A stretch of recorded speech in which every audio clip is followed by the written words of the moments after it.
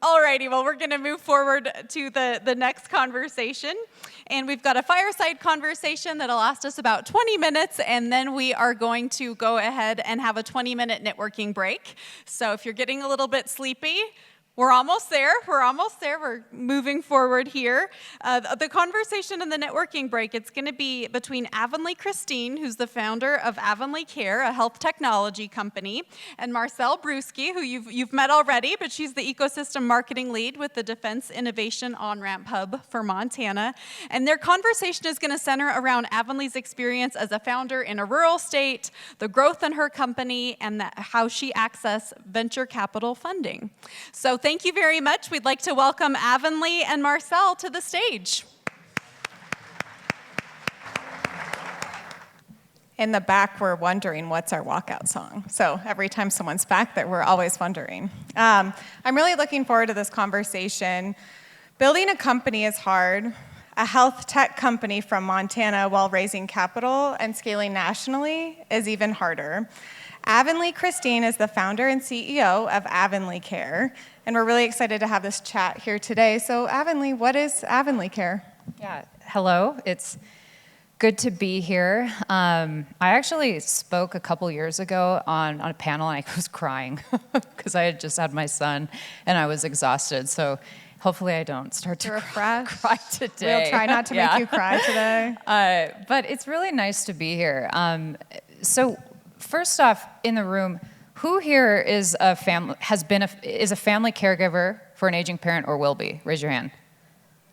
Yeah, I love asking that question in a room full of women. And who here knows anything about venture capital, wants to raise venture capital, has raised venture capital? Show of hands. Yeah, few. Okay, so that's what I thought. So that's kind of good because I like to set the stage and be more relevant to the audience. But Avonlea Care was founded here in Bozeman in 2019. And I founded the company because my mom was about to be the primary caregiver for her parent again. And I was in New York City, I was working, and really the only option available was the life alert, help I've fallen and I can't get up button. And I was working in tech and I thought, I'll solve this problem. Fast forward today, we're one of the few female-founded health tech companies in the state to raise any venture capital. We have launched multiple products, and we primarily work with health plans, Medicare Advantage plans, to bridge the gap between the caregiving family and the health plan caring for mom. And so there's just a vast growing number of people who are entering that role of a family caregiver. Roughly 53 or 54 million people in the United States serve as a family caregiver. And the care economy, our aging population, is one of the fastest growing groups of people on the planet, people over the age of 65. And so that was the problem I went out to solve. Yeah, and you're well on your way, doing really big things. So when you look back on your journey of building Avonlea Care so far, what feels like the biggest wins or turning points for the company so far? Yeah, the biggest win is that we've just made it this far. It's really tough to found a company as a woman in tech. We got our first check from an incredible woman. She's now the chairman of our board. Her name is Esther Dyson. And she wrote me my first check on a park bench in Washington Square Park in New York City because I had such a hard time here getting from 0 to 1.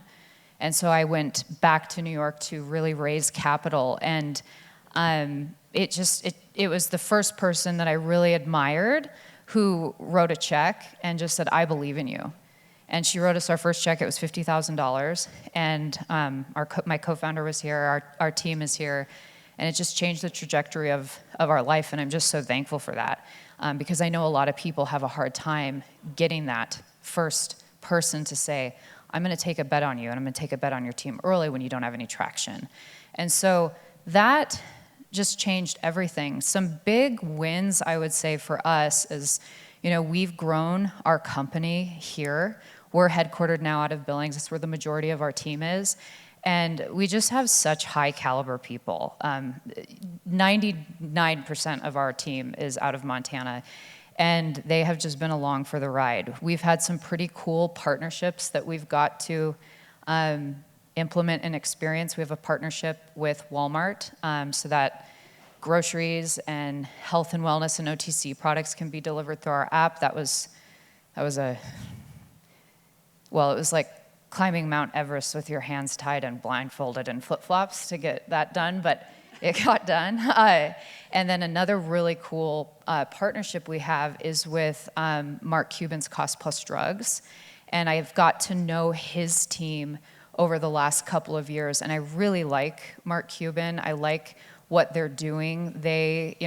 He's a billionaire who actually cares about the out-of-pocket costs for Americans when it comes to medications and prescriptions. And so we integrated with Cost Plus Drugs, partnered with them, and it's just been great because we now offer more affordable medications for seniors and people living at home. But that was a cool experience. I think I've made a lot of mistakes, but a few of the good ideas get us a little bit farther. So yeah, I think those are like the main highlights.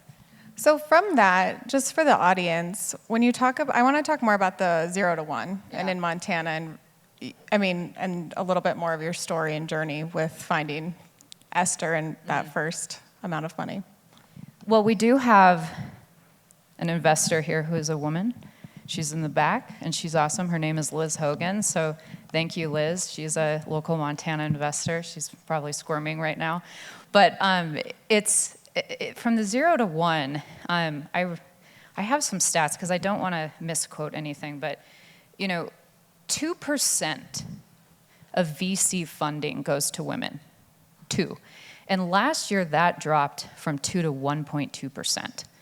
And so getting from 0 to 1 is really, really important because you need to be surrounded by early stage investors who can write you a check before you're in market. And the 0 to 1 experience that we had here was really challenging. We did it. I remember Esther said, life is not fair. And she said, your dad doesn't sit on the board of Goldman Sachs. You didn't go to an Ivy League college. So it's going to be a lot harder for you to raise capital. And so she said, if you want to do this, go back to Montana because it is going to be too expensive for you to do this in New York City. And it was the best advice that I've ever been given in starting this company. As I came back here, we headquartered here, we built the team here, and while I didn't get the early 0 to 1 funding here, we got it in New York, but and Fairbridge VC is an incredible VC out of New York. They recently invested in our company, and they invested in us because they closed gaps in markets, but they loved that we were in Montana. And they came to meet our team, and they just have always said, you just have such high caliber, trustworthy people. And that has been a highlight, but also helped us kind of get from that 0 to 1 because it is really, really hard to raise capital because most questions, and I think why it drops a lot, is when women go to raise venture capital, women are usually asked questions on what's the risk and what's going to happen if this fails, versus men are asked, how are you going to grow this? And what's the next valuation? When's the Series A? And so it's called pattern matching. It's just less than 10% of women work in venture capital and are making those decisions to invest in companies. And so, Silicon Valley tech bros, and there's a lot of cool ones, just so you know. I'm not up here to bash men at all because a lot of incredible men have invested in this company. And we wouldn't be here if it wasn't for them, but it's just pattern matching. They invest in people that look like them and the things they know.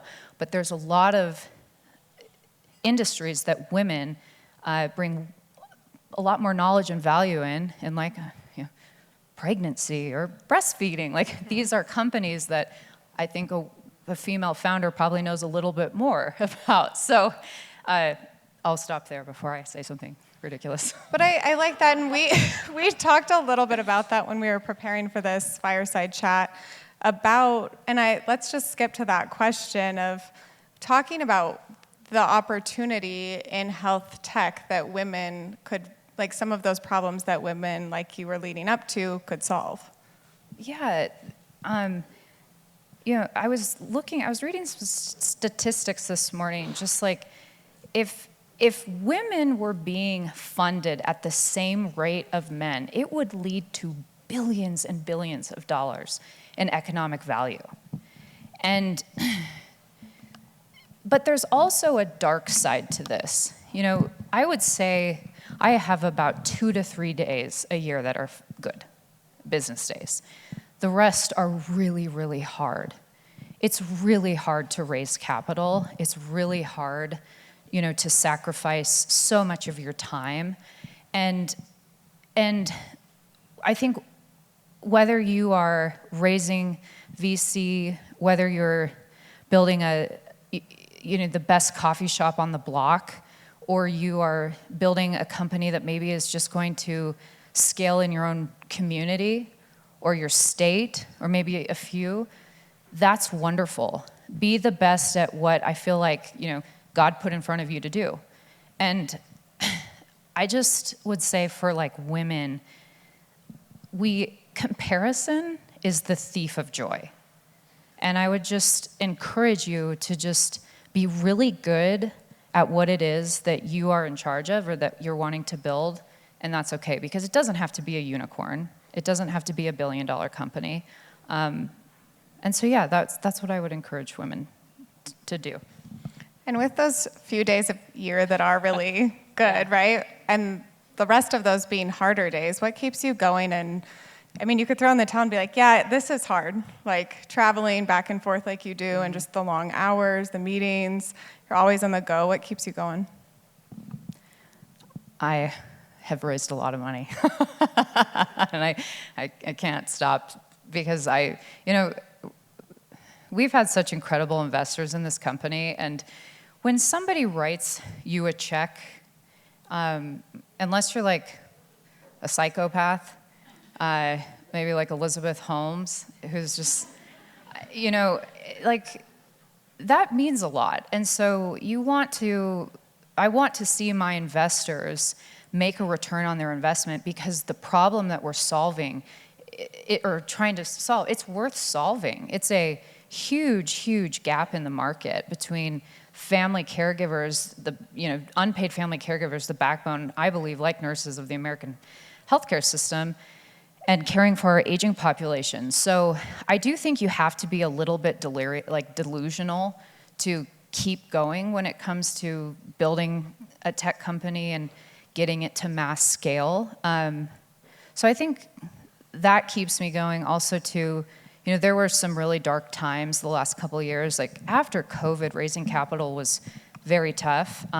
We went through like a nuclear winter. COVID money was flying, and then everyone was like, okay, is any of the investments we made going to have a return on investment? And so we experienced just, when you're trying to sell to health plans, when you have these massively long sales cycles, you're just managing your burn. And so there were many days I thought we were going to have to shut down the company, because we were just raising to get from milestone to milestone. And those were some those were the harder times, I would say. Mm-hmm. So I'm pulling us back to Montana a little bit. How has Montana shaped your company's story, culture, or approach to growth compared to if you had started it in New York or somewhere else? Yeah, so it would have been really challenging to, from a burn perspective, just a sheer salary perspective, hire the core 5 that we hired. From cost, it's more doable to fund a company here from the 0 to 1. And I just think culturally, we wanted in an environment where, in New York, it's like you go and you're working 80-hour work weeks, and we value family. It's a caregiving company. Like, we all have kids. And so I wanted to build it here. I wanted to grow and scale it here because I like Montana. I'm from here. And I would like, in the last couple years, I've had about 10 women reach out to me from Montana that have just said, I cannot get from 0 to 1. And I don't want to get those phone calls anymore. I want that to change for people here. And I think we just have to lead by example. Like, if we can do it, you can do it. And hopefully, I hope to be an Esther Dyson for somebody one day, like Esther has been for me, and taking early bets and mentoring. And, she is now our chairman, became our chairman, and just helped us get to this point. So we'll always stay in Montana headquartered, yeah. Yeah, I really like that, and we are glad to have you in Montana. So we've talked a little bit about it, but hoping to dive more into it. You talked about nationally, a very small share of venture capital goes to women founders. But from your experience, you've raised a lot of money, and you should be very proud of that, and congrats to you. How does that capital gap show up in real terms, and what do investors often miss, especially in the health tech space?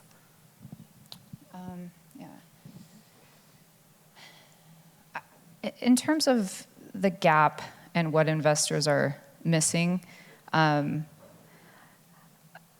you asking about like female founders? Yeah. Okay, so 42% of all U.S. businesses are owned by women, and they operate on 2% of VC funding. And so I have a stat, I wanted to get this right. Women-led companies often generate higher revenue per dollar invested. So when I read that this morning, I was like, yeah, we really do that needs to change. So I'd like to see more female-founded, female-male co-founded. It doesn't just have to be always all female, but I'd like to see more VCs backing female founders, especially here in the state of Montana. I just don't see enough of that. So I hope that changes. And we've talked a little bit, but not in the weeds. What does the Avonlea Care app do for caregivers and healthcare and health plans? And thinking about it too, from when you started to how it's evolved now and how users use it. Yeah, so there's a couple things. Avonlea Care exists to truly close the gap between the caregiving family and mom and the communication between her and her health plan around, I want to be able to schedule a mammogram, a cardiologist appointment, an annual wellness visit, her primary care appointments. And then we focus heavily, I know this is the next question, so I'm kind of running into the answer to this, on medication management and fulfillment. Medication management is huge. Most people over the age of 65 are taking with chronic conditions, over 5 different types of medication. And so being able to administer that, make sure that prescriptions are fulfilled. We have pharmacy fulfillment through the platform. Mom's getting her meds in the home. Her adult daughter is able to see if she hasn't taken her medications, to act on it if she hasn't. And then with Mark Cuban on Cost Plus Drugs, what we are really doing with that is providing families with, like, if there's a medication at a cheaper price, they have the ability to order that, and just like pricing transparency. So that's at the core, really what we're functioning to do, is bridging that gap between, you have the adult daughter who's doing all of this anyways, to making it easy with her health plan to just say, we're going to schedule all of this through Avonlea Care. We're going to take care of that burden on the family caregiver, but for the healthcare system too as a whole, it allows them to, improve their star ratings. It allows them to have better experience with their patients, but also, members, but keep people on longer. Because as a healthcare system, we have to stop looking at people in 1-year increments, especially over the age of 65. We need to start looking at, I'm going to take care for this person over the next 10 years. We want people to age in home as long as possible, safely as well, and with just how expensive it is for memory care, long-term care, like for people to be able to age in home with technology and have their family involved in that, it's really, really important. And I believe that that is truly the future of healthcare for people wanting to age in place at home. And are you guys working on some things coming up, in the next few years that you're really excited about? Trying to think what I can say. I've Yeah. gotten in trouble before for saying things. We are working on some partnerships right now that would roll out same-day pharmacy fulfillment. I'm really excited about that. We just are launching our platform too in Spanish as well. As we begin to kind of more look into the future, there's a lot. I mean, I can't believe I got this far without saying AI. We're using AI for a number of things. We're able to monitor essentially what mom is eating because we can see grocery orders, we can see medications, we can see mood. One of the biggest pieces of our platform is we developed a survey where we're actually asking caregivers, how are you doing? Because if the caregiver fails, the one receiving care ultimately fails. And so being able to track how the caregiver is doing and get them resources and support and training when they enter into this new role that they're about to play I was talking to a woman last night, and she said, I was a caregiver for my mom for 17 years. It's a long time. That's a long time. And so I think equipping people to do this, because whether it's a senior or, I read another stat too recently that next year, 155 million people said they will fall into the role of a family caregiver, and that's a senior or someone living with a disability. So it's a big crisis coming. That's a lot. So, I mean, you touched on it a little bit, but in what ways does the Avonlea Care platform help engage caregivers and provide meaningful support and tools for both the caregivers and members? Yeah, so like I said, we're surveying. We're asking caregivers a lot about, how's your mental health, being able to track that. Are they able to take time off of work to be a caregiver? How far are they away from their aging parent? Scheduling rides and transportation for seniors to get to their appointments is huge, and that takes a huge burden off family caregivers.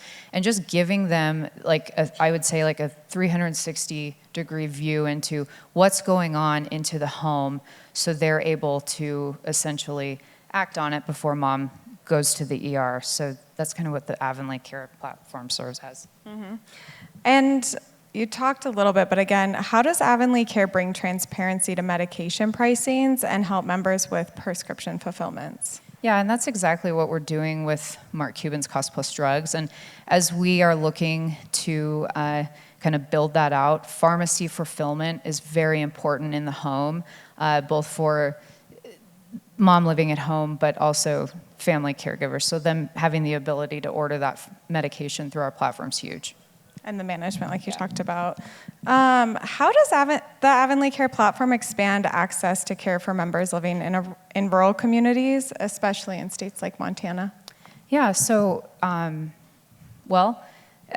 rural communities, it's harder because here, a woman was talking about, I'm from the High Line, and a lot of parents, older generation people, are living, their kids grow up, they're still up on the High Line, and their kids move down to Missoula or Bozeman or Billings. And so having the ability for caregivers, the family, the primary caregiver, to be able to monitor mom from a distance is really, really important in terms of how the health plan's caring for them, the hospital system as a whole, and the caregiver as well. And to have all of this, I think, in one is so helpful. So if people are wanting to, get connected, learn more how to use the platform, where do they go? You can go to the website. Well, right now we're really focused on health plans, but I will talk to you about it if you'd like. But we're really focused on working with health plans right now. And the focus of that, talk to us a little bit why that is the focus and the solutions you're hoping to work through as you're working with those health plans. Well, 65% of Medicare Advantage members rely on an informal caregiver. And so that's kind of been our approach in working with market approach right now, is that's where we found product market fit, and we're starting to really see an uptick. So, yeah. Last question. What advice would you give to these women leaders, whether they're starting a business, leading a company? Like, what's some great advice you would share with them?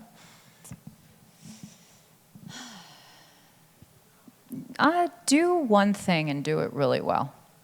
Just do one thing and do it really well. And that's kind of simple advice, but it's just keep your blinders on, stay laser focused, get off social media, and just focus on your business. Like I said, comparison, I just think, is the thief of joy, and we're just so lucky to live in this country and to be able to start a company, because if I was born in many other places, I wouldn't have gotten this far. So I'm just thankful to be here. Thank you, Avonlea. Please join me in thanking Avonlea. Thanks.